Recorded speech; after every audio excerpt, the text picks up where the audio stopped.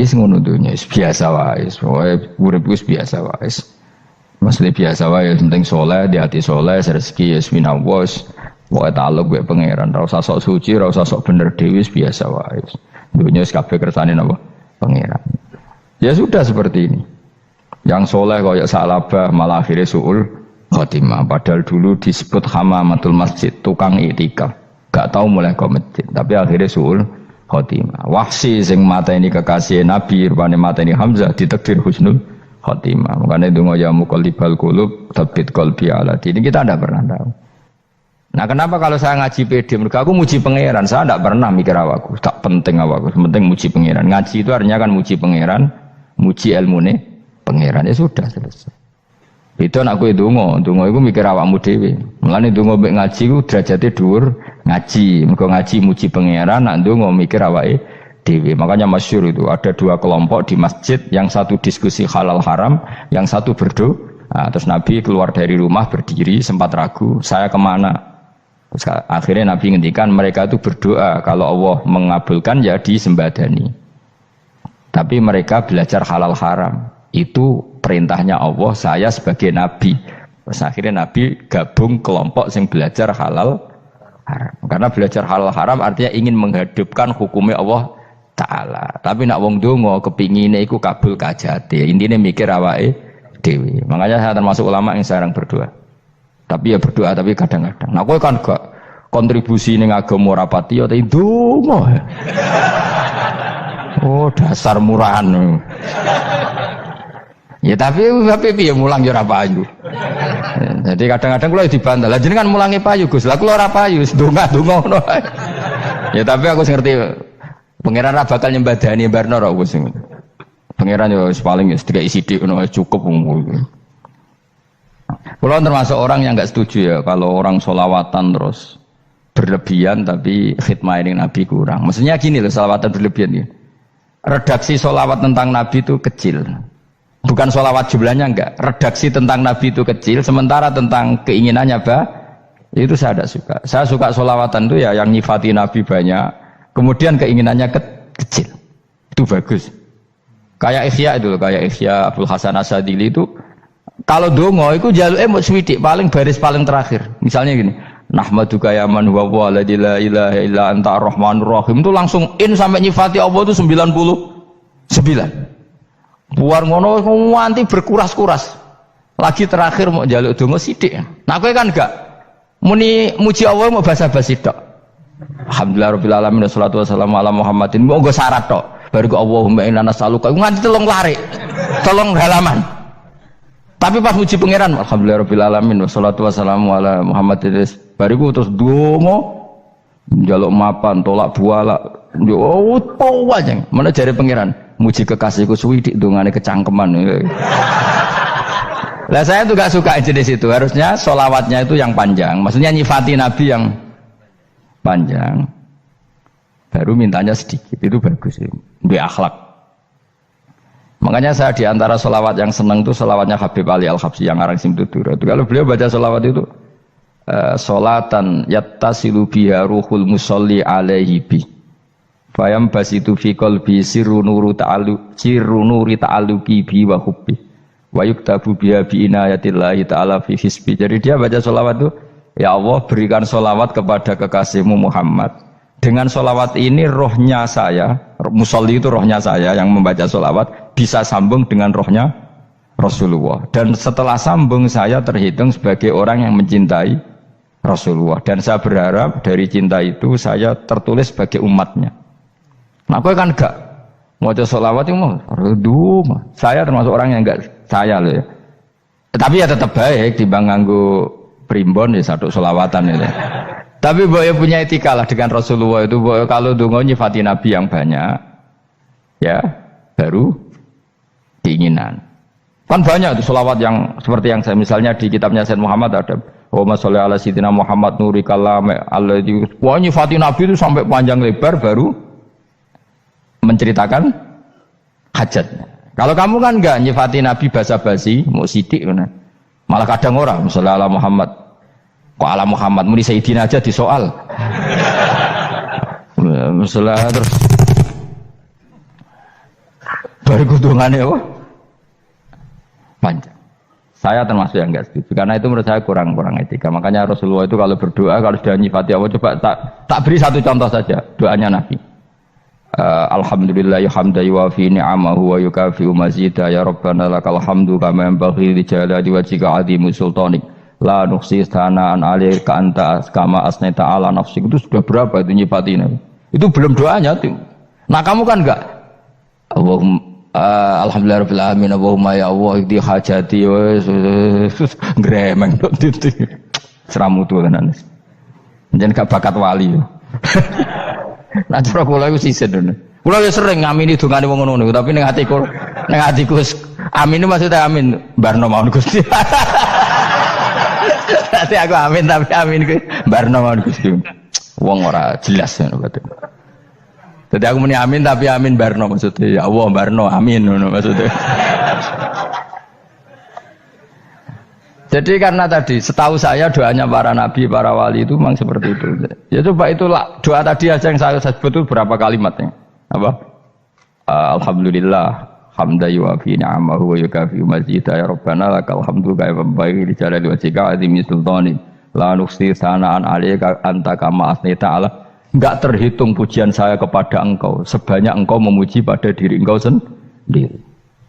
Allahumma inni a'udzu biridhoka min sakhatika fi mu'afatika min uqubatika wa bika minkal.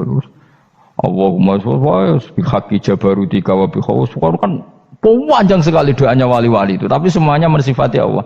Bahkan banyak yang kemudian lupa enggak doa. Coba haji, doa haji itu coba. Labbaik Allahumma labbaik la syarika lak innal hamda wa ni'mata laka wal mulka la syarika lak wa ni'mat. Itu kan labbaik saya siap melaksanakan perintahmu ya Allah sa'dik. Engkau yang punya pujian, engkau la syarika lak lakal. Itu malah enggak ada, jarang malah ada doanya. Itu kalimatnya talbiyah semua. Allahumma antal azil akram itu sudah seperti itu.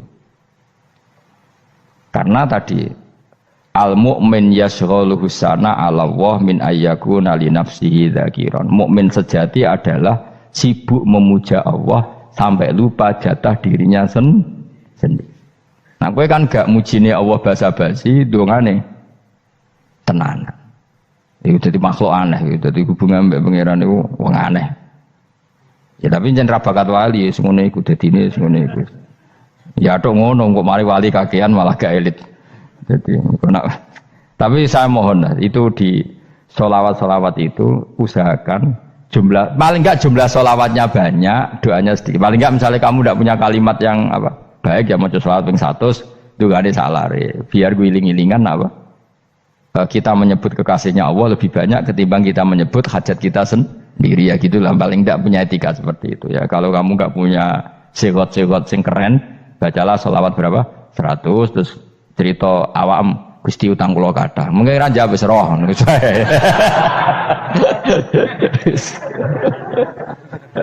Tapi kan kita menyebut kekasihnya sampai 100, nyebut utang bisa. No cowok nyebut kekasih pisan, nyebut utangnya 100. Berarti yang sampeyan ditakoki pangeran, kowe nyebut kekasih wong pira pisan, nyebut utang 100, dasar rayu utang ngono-ngono. Ya ada, saya termasuk orang yang nggak setuju tadi.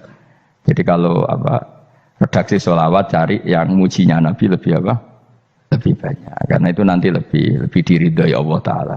Coba Allah sendiri kalau nyebut nabinya itu hitung saja. Laqad ja'akum rasulun min anfusikum. Jadi rasulun min anfusikum, seorang rasul yang sejenis dengan kamu. Terus azizun, orangnya sangat terhormat. Alaihi ma'anitum, rasul ini siap menanggung apa yang kalian tidak mampu. Kowe ra bakal mlebu swarga barokah syafaate Nabi akhirnya mlebu swarga. Kowe ra kelar korban, Nabi tahu mengorbankan kita semua. Dokha Rasulullah bikabsaini terus hada an ahli wa hada amman lam yudokhi min mati. Jenenge alihima anittum. Nabi menanggung apa yang kalian berat. Azizun, Nabi itu ali terus harisun alaikum. Nabi sangat berkomitmen menyelamatkan kalian. Haris itu keinginan yang berlebihan itu jenenge apa? Haris, kiai kuno namanya ini ngungseng, keinginan yang over. Nabi itu sangat berkeinginan kita ini maslahat. Terus bil mukminina raufur. Allah yang super saja kalau nyebut nabinya nyifati sebanyak itu. Ada ayat lagi misalnya, Rabbana wab'ats fihim rasulam minhum yatlu alaihim ayatika. Muhammad itu siapa? Seorang rasul yang membacakan ayat-ayat Allah. Wa yu'allimuhum, seorang rasul yang mengajari mereka alkitab wal hikmah. Wa yuzakkihim, seorang rasul yang membersihkan akhlak-akhlak kita. Jadi artinya Allah punya tradisi kalau nyifati rasul itu banyak. Juga nyifati orang-orang sekeliling rasul. Makanya menurut saya madhab Syiah itu enggak pas. Karena Allah kalau nyifati Rasulullah itu jika nyifati orang-orang di sekeliling Rasulullah, dan itu dengan pujian, yaitu Muhammadur Rasulullah walladzina ma'ahu asyidda walal kufar ruhama'u bainahum tarahum ruk'an sujada yabtaguna fadlan minallahi warid wa nasimahum fi wujuhim min atharis sujud. Itu kan panjang sekali, dan orang-orang sekeliling Muhammad adalah begini. Kayak apa Allah muji para ashabu Rasulillah? Masa kita ikut kelompok yang menghina ashabnya apa? Rasulillah. Makanya kita tetap madzhab ahli sunnah apa? Wal jamaah, yaitu mencintai semua sahabat. Karena Allah saja yang Tuhan mensifatinya dengan sehormat itu. Mensifati apa? Ashabu Rasulillah. Disifati orang-orang yang saling kasih sayang sama orang mukmin. Tarahum ruk'an, sujud dan komitmen hidupnya untuk rukuk dan sujud. Simahum fi wujuhim min asari sujud. Sudah asari sujud tidak usah diterjemah, nanti sensitif. Cuma setahu saya asar sujud itu nanti setelah di akhirat orang sering sujud itu jabahnya itu ada nurnya. Tapi kalau ada yang nafsirkan asari sujud itu warna tertentu ya semboy, itu sensitif. Yang jelas asari sujud itu ya sudah seperti itu. Seneng kamu kok hasut. Kowe nyen provokator, nak ono apa ya? Ada hal yang begitu terus mau berlebihan. Uteke ya khisimun.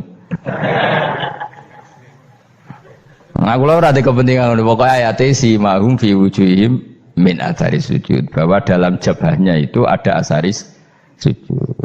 Itu masyhur kan, saya terangkan ya, tapi gue jauh sensitif loh, biasa wae. Suatu saat Rasulullah itu ngendikan begini, nanti saya kata Nabi akan nyafaati kalian semua. Sahabat-sahabat tanya, ya Rasulullah dengan sekian miliar orang bagaimana kamu mengenali kita? Saya ulang lagi, suatu saat saya nanti akan nyafaati kalian, karena saya kenal kalian. Maksudnya di akhirat. Ya apa? Di akhirat. Terus sahabat tanya, ya Rasulullah bagaimana engkau mengenali kita, sementara nanti di akhirat bermiliar-miliar orang gitu. Terus Nabi ngendikan gini, jika kamu punya unta dengan tanda tertentu, saya ulang lagi, jika kamu punya unta punya tanda tertentu, dalam jidatnya ada begini, dalam tangannya ada gini, dalam kakinya ada gini, maka apa kamu bisa membedakan untamu dengan unta orang lain? Ya bisa ya Rasulullah, karena unta kita khas. Misalnya kaki depannya ada putihnya, kaki belakangnya ada putihnya, dalam baduknya ada putihnya. Terus kata Nabi, inna ummati yut'auna yaumal qiyamati hurran muhajjalin min asaril wudu. Nanti umatku nanti wajahnya juga bersinar, tangan kakinya juga bersinar. Jadi asar itu saya pastikan secara riwayat itu akhirat, maksudnya tentang akhirat. Tapi bahwa yang di dunia ada yang memulai asar itu nggih monggo mawon. Loh itu bagus kan, artinya ekspresi percepatan. Ndak apa-apa loh, daripada kok kowe ra jelas ini gitu. Maksudnya ya orang ngetok kowe pancen jarang sujud tenan. Wis ora usah sensitif, tapi yang jelas ya nanti. Ya soben kiamat ruang samu. Nanti hisab itu nanti kalau hitung hanya sekitar 3 jam. Hisabnya sak dunia itu hanya sekitar, karena malaikat itu tidak kesulitan sama sekali. Tak warai ya. Ini enggak akan salah saya dalam hal ini karena riwayatnya sahihah. Kenapa hisab itu hanya butuh rubu'un nahar, 1/4 dari siang enggak? Anggap saja siang itu 6 jam atau 12 jam, itu aja terserah. Kalau 12 paruhnya kan 6 ya. Seperti 1/4-nya berarti 3. Itu gini, jadi nanti di mahsyar itu kan yauma tabyaddu wujuh wa taswaddu wujuh. Yaudah yang kafir itu gelap, hilang, wajahnya, tubuhnya semuanya gelap. Yang mukmin itu semuanya terang. Jadi sudah yang tabyaddu wujuh wa taswaddu wujuh otomatis terus nyingkap. Terus pergerakannya itu delala yang tabyaddu wujuh itu ke kanan, yang taswaddu wujuh ke kiri. Maka kamu jangan punya sinar yang kelap-kelip, nanti kena bego yang karena gak jelas tadi. Maka kamu harus sinarnya yang sejelas-jelasnya, ghurran muhajjalin min asaril. Bila perlu nur kamu sampai menembus langit saat itu. Makanya ketika orang mukmin sudah nurnya ada di muka, ada di tangan, masih ngendikan Rabbana atmim lana nurona, karena takut masih kena bigo tadi. Karena kalau hanya wudhu tok, sikil tok kan, bayangkan di miliaran orang kan bisa agak kelihatan. Tapi kalau nurnya sampai nembus langit kan, itu siapa kok nurnya sampai, kan malaikat langsung tahu. Lane hafal Quran, alim kan insya Allah nurnya itu. Sama zaman itu masih berdoa, Rabbana atmim lana, sempurnakan nur kami. Karena nanti identifikasi malaikat berdasar tadi, kalau ada nur berarti diletakkan ashabal yamin, kalau nggak ada nur ashabal shimal. Nah malaikat yang dibawa bigo itu kira-kira detail nggak? Dugaan saya kalau kelap-kelip pasti kena shimal. Wah ini partai kiri, mesti kan. Pemenang yang wudhunya mau dulet sirah tok sidik. Karena anak madzhab Syafi'i. Sebetulnya meskipun itu sebaiknya kalau basuh sirah itu kabeh ben ora kelip mana aneh pepes terus dulat-dulit tok. Iku soben ya itu. Kelip. Ya sudah ya. Setelah itu kata ngendikane pangeran yu'raful mujrimuna bisimahum fayukhadu bin nawasi wal aqdam. Orang-orang pendosa kelihatan maka diletakkan di kiri. Nah sama yang orang-orang baik simahum fi wujuhihim menasari. Jadi ayat itu jelas tentang akhirat. Tapi kira usah terus provokasi. Seneng kamu kok ya khisimun. Maksudnya provokator. Gitu. Jadi nanti yang mukmin jelas nurnya. Lah nur ini nanti dengan kadar iman kamu, perilaku kamu. Ada yang kelap-kelip, ada yang. Nah yang kelap-kelip ini orang kena bigo itu tadi. Nanti setelah kena bigo ikut ashabis simal, yang kelap-kelip disortir lagi malaikat yang bagian detail kan ada nanti. Lah ini terus ditubir neraka, yang kafir bener-bener neraka, yang ini ditubir neraka. Nah itu nanti ini yang ngel-ngelok Kanjeng Nabi digoleki ya ini itu. Mana sakit Kanjeng Nabi, mana ono kiai soleh darani, nah iso soleh dhewe sakit Nabi mergo terus goleki endi umatku sing kelep-kelip terus dicari disyafaati. Ya imma langsung dituruti Allah, wa imma diumbasine neraka. Ya terserah rencanamu piye kon aku. Tapi yang jelas apa? Kiamat itu cepat sekali karena tadi ada identifikasi tadi. Makanya hanya cukup 3 jam karena tadi yang jelek kelihatan jelek, yang baik kelihatan baik. Makanya cepat. Ya araful mujrimuna bisimahum, orang pendosa dikenali lewat alamatnya yaitu taswaddu apa? Wujuh. Kalau orang baik dikenali lewat tabyadu wujuh. Nah, terus setelah nyingkir, ini ngono tak warai kiamat. Setelah nyingkir itu faduri babenahum bisuril lahu bab. Setelah tersingkir tadi terus lalu ada pintu penghalang, pintu pemisah. Nah pintu pemisah tadi yang sisi kanan langsung jadi surga, yang sisi kiri jadi neraka. Itu disebut faduri babenahum bisuril lahu bab batinu fi rahmatu wa dhahiruhu min qibalihil adzab. Yang pintu arah kanan otomatis wilayah surga, yang pintu kiri otomatis wilayah neraka. Nah problemnya ketika penutupan pintu itu dah yang kelap-kelip itu katut kemana ini yang makanya kamu jangan malok partai yang apa kelap-kelip yang nggak jelas itu koalisi kemana ya? Kalau partai besar kan iso nyalon presiden, partai kecil ini kan ikut mana ini kan sing sak ngisore 1%, 2% ini kan repot. Loh coba misalnya nur kamu 2%, berarti gelap kamu kan 98%. Kira-kira malaikat mengkategorikan kemana coba? Ayo jawab. Gelap. Loh kok ada semangat Pak. Padahal itu bagian dari kamu. Kalau satu tubuh itu sinarnya hanya 2%, kira-kira kategorinya itu partai gelap, partai terang. Waduh semangat kok ada ini. Berarti kegaruk kemana? Kiri. Tapi bisa saja malaikat cara berpikir gini. Tapi kok ada cahayanya ya? Padahal kata Allah yang bercahaya ashabul yamin. Kan nggak ada bilang cahaya terang. Bisa saja malaikat alhamdulillah berpikir begitu. Ya nanti kita rayu saja supaya berpikir ini kan yang penting ada cahaya. Kan Allah tidak bilang terang apa kelap-kelip. Ya mungkin saja asal ada cahaya dikategorikan lahu nur, punya apa? Nur. Tapi yang jelas saat itu pun yang sudah punya cahaya masih berdoa Rabbana atsmim lana nurona. Ya Allah saya mohon sekali nur-nur kami sempurnakan. Jadi ini saya bantu teman-teman yang hafid-hafid supaya tahu maknanya ya. Dan yang nggak hafid ya dengar ya. Kalau nur itu penting. Makanya Nabi itu kayak apa? Nabi itu orang super. Itu kalau ngendikan Muhammad al min fauqi nuran wa min tahti nuran wa an yamini nuran wa an simali nuran, sampai terakhir Nabi masih mendoa untuk dirinya waj'al li nuran, dan semua tubuh saya jadi nur. Jadi Nabi sudah gitu kan. Ya Allah, jadikan sisi depanku nur, belakang kami nur, kanan nur, kiri nur. Terakhir itu apa? Waj'alni nuran, dan doa semoga semua tubuh saya jadi nur. Itu termasuk doa yang sering saya baca. Karena saya takut kelap-kelip tadi, ini bahaya ini kalau malaikat. Saya tidak tahu cara berpikir malaikat tadi. Apa ngitung 98% maka dikategorikan apa? Gelap. Apa dihitung nurnya saja? Wong instruksinya Allah kan yang ada nur ashabul yamin. Meskipun kelap-kelip kan punya nur. Saya tidak tahu nanti ikut 2% ikut mana kalau di partai koalisi itu. Ya, ikut yang menang biasanya, ikut yang apa? Ya paham ya, makanya saya mohon kalau wudhu itu usahakan sempurna, terutama wudhu sholat. Kalau nggak wudhu sholat itu sebaiknya nggak sempurna, supaya ada bedanya wudhu sholat sama wudhu tidak sholat. Rasulullah itu masyhur gitu ya. Rasulullah itu kadang tawaddu'a wudhu'an khafifan, wudhu yang sederhana, yaitu hanya sekali-sekali dan tidak sempurna. Ketika ditanya as-sholat ya Rasulullah, tidak. Misalnya saya habis makan, mau tidur, biasanya ya wudhu, tapi tentu tidak perlu sesempurna kayak wudhu sholat, biar ada bedanya. Rasulullah juga gitu, beberapa kali beliau wudhu tapi tidak sesempurna wudunya untuk sholat. Masyhur itu di riwayat tawaddu'a wudhu'an khafifan duna wudhu'ihi lis sholat. Tapi kalau wudhu untuk sholat asbaghal wudhu, menyempurnakan wudhu. Jadi supaya ada bedanya wudhu sholat dan wudhu tidak sholat. Saya gak wong sore iso ngaji podo kabeh. Abu Bakar ya gitu. Ana wong poso sunat kok nyediakno buka dimarahin.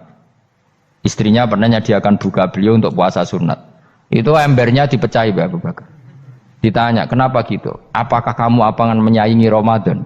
Jadi gak boleh memperlakukan puasa sunat kayak Ramadan. Dia biasa saja kalau puasa sunat wah buka kolak apa. Ramadannya ya iri tuh, ini gimana kok saya disaingi ini.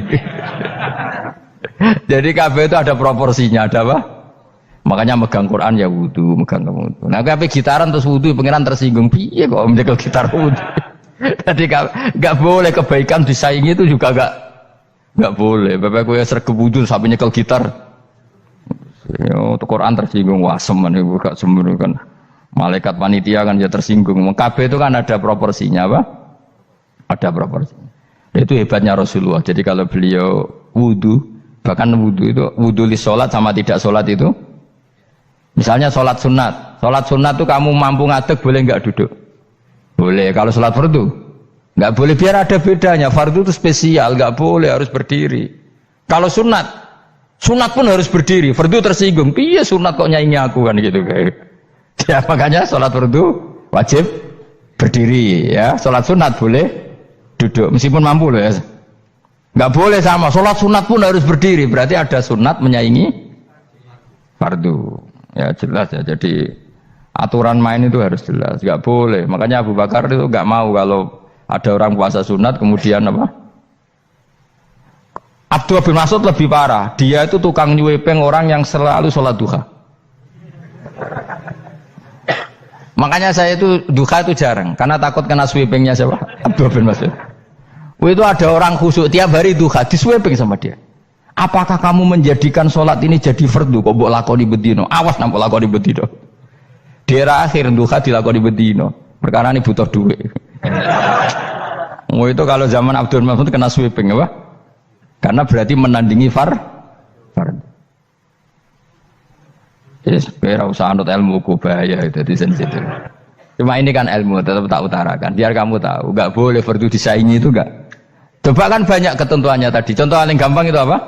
Kalau sholat fardu boleh, nggak boleh apa? Duduk. Sholat sunat boleh duduk.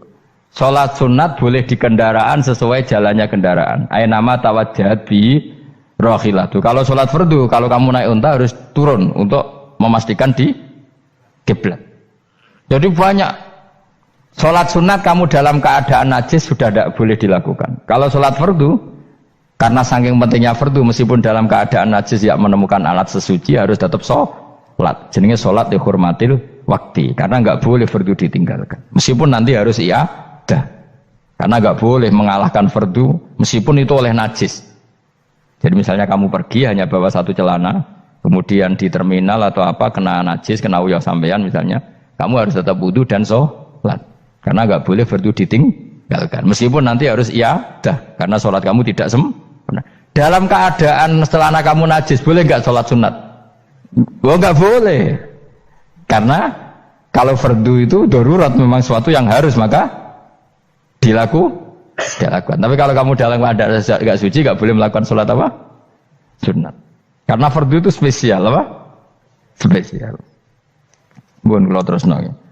Wamtazul yauma ayyuhal mujrimun. Ya, jadi orang mujrimun harus terpisah dari orang apa? Mukmin. Dan yang keharusan itu ketika di surga. Tapi kalau di dunia ya boleh muamalah boleh. Ya muamalah yang halal maksudnya. Infaridu tegese misau sira kabeh ana mukminin sing pira-pira mukmin indahtilatihim. Nalikane campure kufar utawa al mujrimin bi iklan al mukminin. Utawa rujuke balik boten napa. Maksudnya rujuke diwalek ge sami indahtilatihim mukminin bi iklan kufar utawa kufar ning mukminin. Alam ahad ilaikum ya bani Adam.